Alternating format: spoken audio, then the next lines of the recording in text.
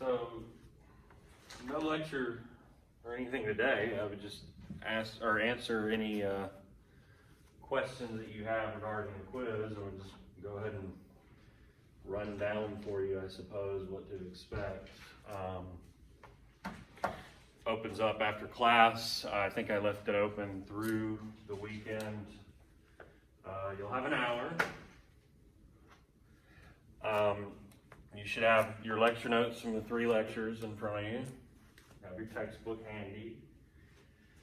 You should have read the documents that are listed on the course schedule. I think there are only 2. There's a opposing viewpoints section, and there's a short little what they call comparative essay. And you'll be good to go. And I have stressed in my announcement on iCollege, yes, these are open book, open note, but I will absolutely strictly enforce a don't Google the damn questions and copy and paste shit policy. So that should be abundantly clear to everyone by this point. In terms of content, has anybody read the documents yet? Not a soul. And you said you were ready to dominate. Wait, no, I was saying what she said. Oh, okay.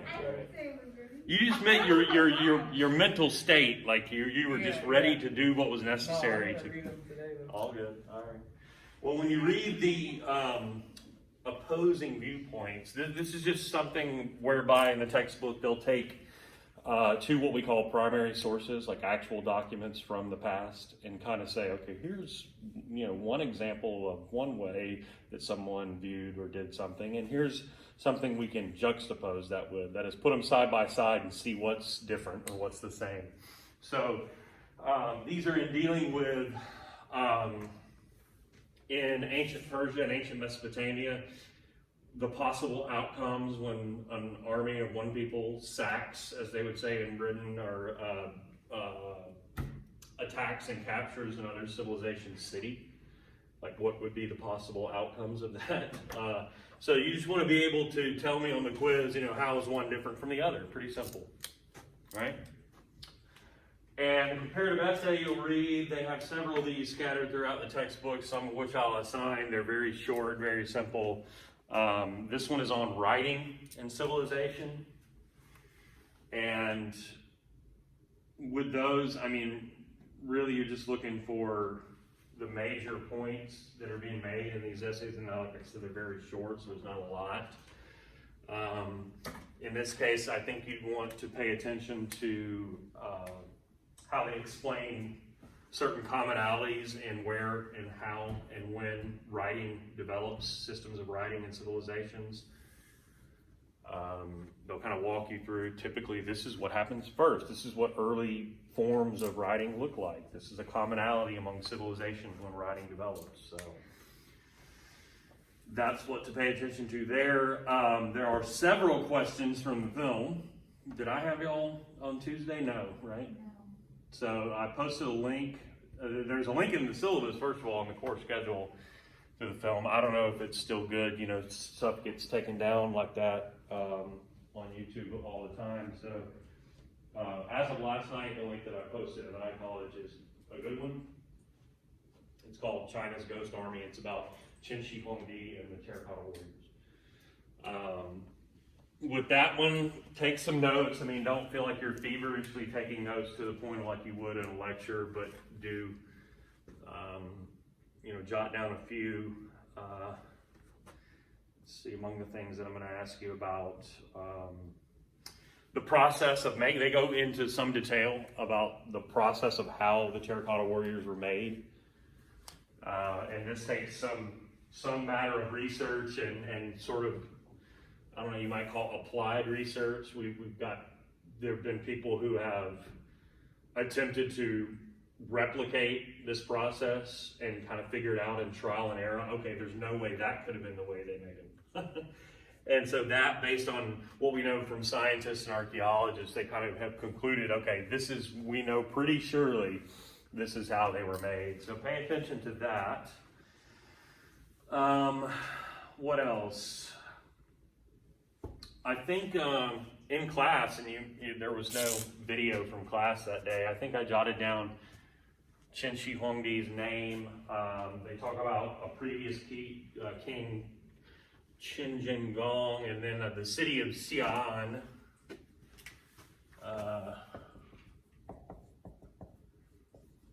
So just to give you the benefit of what I wrote on the board for them, Qin Shi Huangdi is in the lecture, so you should know his name already. But those are among the things that we noted going into the lecture, and then finally, the last sort of 15-20 minutes of the film, they talk about lacquer and its role in making the Terracotta Warriors, why it was used, and the problems for us now associated with that, and possibly recreating or envisioning what exactly the Terracotta Warriors originally looked at before they were buried in the earth for 1,000 years. So definitely watch it all the way through and pay attention to that too. Let's see, early civilizations, that first lecture,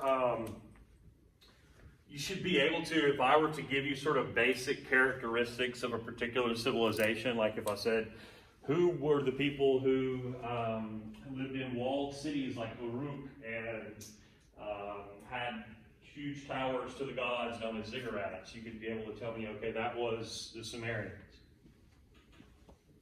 Who were the people who originally settled in the Indus River Valley? Okay, that was Harappan civilization. Who were the people, and this is getting into the second lecture, of course, who were the people who migrated into the Indian subcontinent and subjugated the Harappans and intermingled with them? Okay, that was the Aryans and so on. Does that make sense? There's only so many. I mean, we talked about the Sumerians, the Akkadians, the Assyrians, Egypt, India with the Harappans and the Aryans, and then the various dynasties in China, from the Zhou dynasty to, I shouldn't have set myself up for failure on that one, the Han dynasty, the Song dynasty. So you should be able to differentiate between those. Zhou dynasty were the inventors, if you will, those who conceptualized the concept of the mandate of heaven, to give legitimacy to the dynasties, which all subsequent dynasties claim to have taken up. You should be able to tell me all about the mandate of heaven and what that means.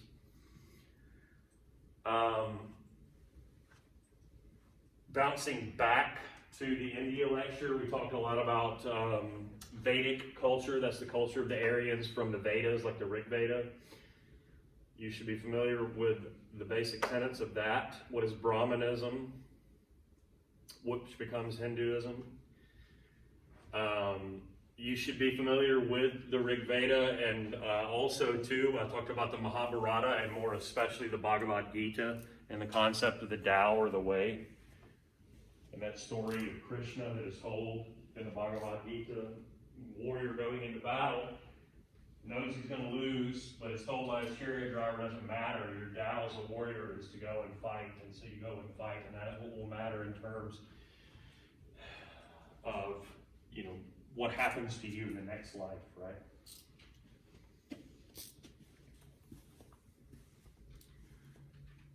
Back to China, we talked about the development of two schools of thought and the influence of those schools of thought on subsequent Chinese dynasties, the Qin and the Han. And you should be able to tell me, first of all, what are those two schools of thought? You remember? What? Confucianism and legalism. Yes, very good. And you should know the basic tenets of those two schools of thought. They're very much diametrically opposed to one another in a lot of ways. And you should know which dynasty adopted which school of thought. You probably remember Qin Shi Huangdi was the ruthless ruler who went the route of legalism. The Han dynasty that replaces him decides to go the other way with the more benevolent rule of Confucianism. So you should be able to tell me about either of those schools of thought, and again, associate them with the dynasty that chose to follow them or embrace them.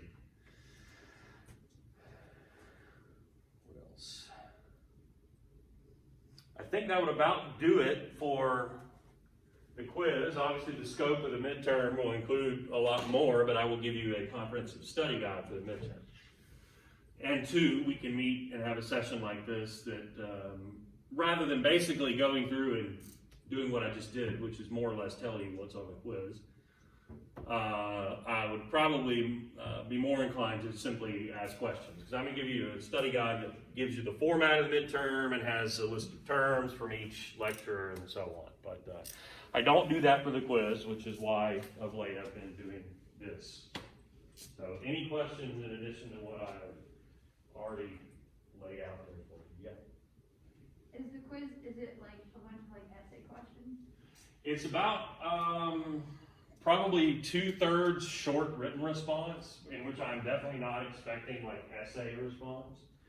I would, generally speaking, probably expect more than a few words, like give me a few complete sentences, but certainly not expecting like an essay response level. And then there are some, just to frankly make it easier on myself, because I've got so many to grade, there are some multiple choice. There may occasionally be, and actually now that I think about it, there is a matching question on this one. It's like a double 20-point question. Occasionally there'd be a fill in the blank. So it's always a mixed bag, but it also is always a slight majority short written response. Does that make sense? What else? I mean, to answer your question again, typically err on the side of more is better. But again, definitely do not expect that your answer be like essay level or multiple paragraphs or anything like that. What else? Don't start it till you're ready now, because once you open it up, you've got 60 minutes plus a 5-minute grace period, and that's it. So don't think, well, I'm going to do this and I'll look at the questions and then read the documents, even though they are short documents. Read the documents, make some underlines or highlights, or jot a few notes down. Go back over your notes from the 3 lectures and then open it up and knock it out, all right? And don't let me forget, once I've graded them, to open up a submission view for you so you can see, what you missed, or maybe you hopefully didn't miss anything. Are we able to print out the documents and use them on the quiz? Yeah, absolutely. Yeah. I mean, that's my twofold approach since the pandemic has been just making it as realistic and easy as possible if we're doing online assessments. Open book, 100% open note. But then on the flip side, I will drop the hammer of God down on anybody who's cutting and pasting or paraphrasing shit from fill in the blank. You know what I mean? If I'm letting you use the book and the documents and the notes and everything, why in the hell would you, think you got to Google shit and use SparkNotes or History.com and what have you? Or you got a group me chat going where everybody's telling everybody the answers. And I got 3 people giving me almost verbatim the exact same answer. This is not Bagley's first rodeo, people. I'm officially old. I turn 40 next month, so, I can assure you this group doesn't have a group. Okay, good. I have a buddy who teaches downtown who he just crept into his class's group me chat under a pseudonym and is like now spying on everything that they say. That's hilarious. Yeah, I wish I could remember what his name was. It was something ridiculous, but like not ridiculous enough to like give it away. What were you gonna say? And then I think that happened here. That's why I find it funny that you say that. Do people still? What was the one from like a year or 2 ago that was popular for a minute? And it's anonymous, so you can just say whatever the hell you want. You know what I'm talking about? Is it like a website? No, it's a chat app, or like a, I don't know. Shit, what the hell was the name of that? Was it YOLO? No, but similar to that, I think. It doesn't matter. Just for students? Well, yeah, specifically for like students where you would open it up and like it knows who's in the vicinity, like on your campus, and you could just say like, "Bagley's a real shithead. Fuck that guy," I'm serious. I never saw anything like that, but that's the kind of thing. I can picture what that app looks like on the phone, and it's like a bull with horns or some shit. I don't know. Obviously, it's not popular anymore. Somebody would recognize what the hell I was talking about.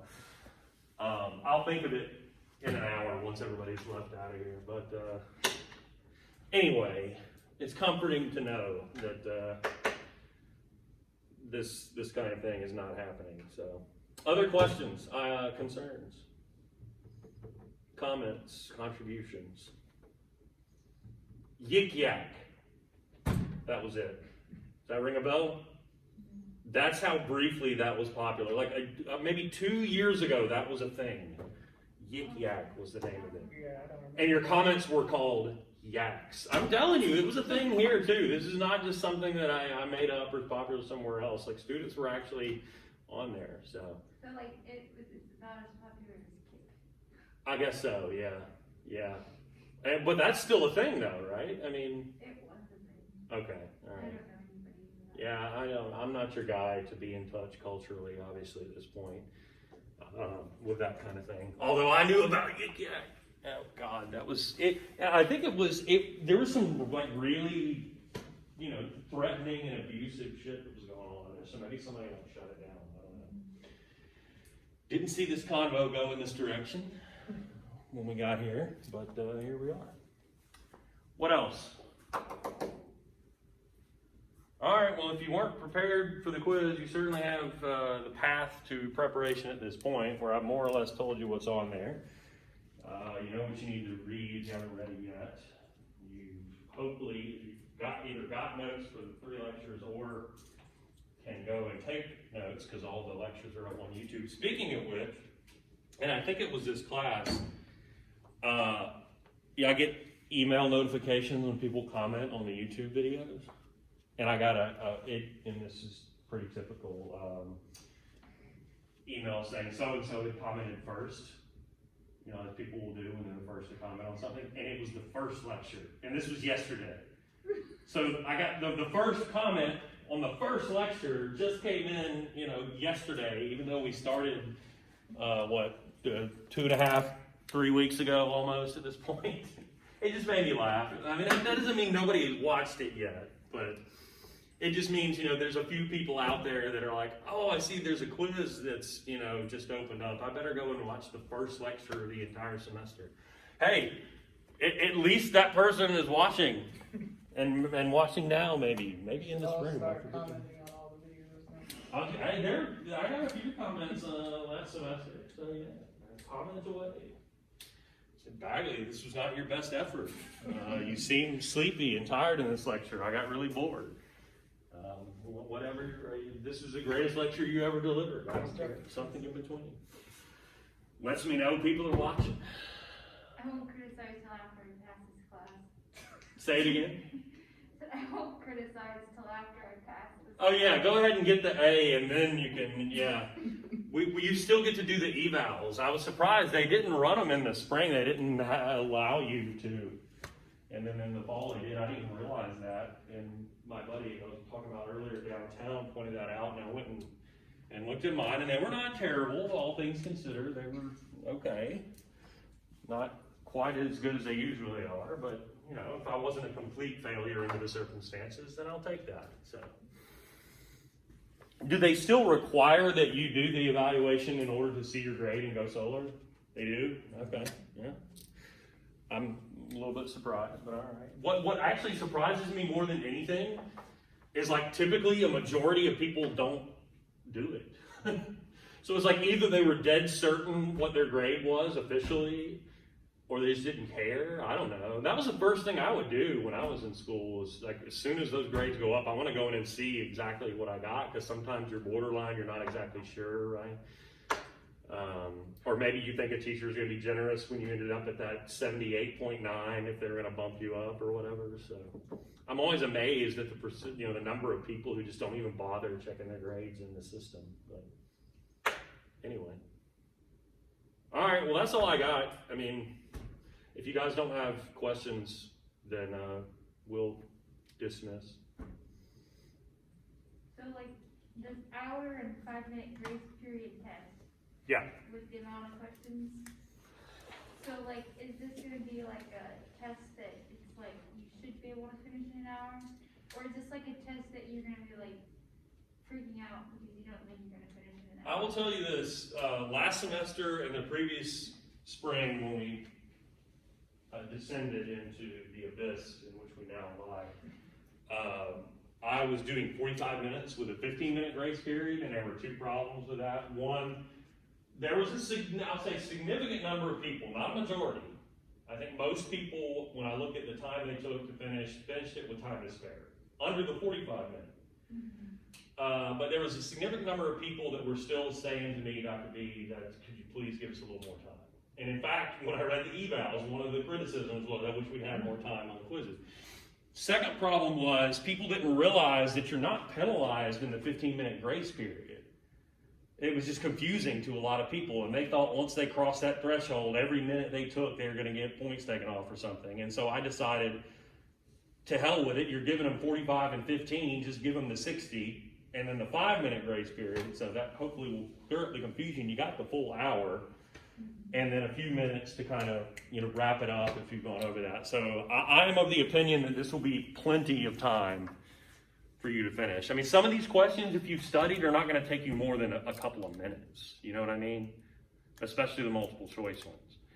And I've already told you I don't expect you to be writing me essays on these short written responses. So even with some of those, you should be fine. The only way I could foresee you being panicked and in over your head is if you haven't reviewed your notes, certainly if you haven't watched the lectures, or if you haven't read the documents prior to and think you're going to read the questions, then go back and read the documents. Although, honestly, probably you could pull that off, some of you.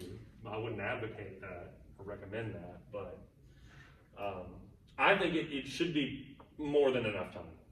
If you have prepared, does that make sense? It is not my goal to put you sort of under the gun with this. I just don't want to give so much time that it invites the idea of, well, I'll open it up, see what the questions are, then go and watch the lectures, or then go and read the documents. I want people to be prepared as if we would be in a normal semester when we're sitting in here every single day. And this is, of course, anything but that. What else? Anything? All right. Well, go forth and prosper. Knock the quiz out if you're ready. If not, get on those documents or watch the film. And you've got through the end of the day on Sunday. So at your leisure, whenever you feel comfortable doing it. All right.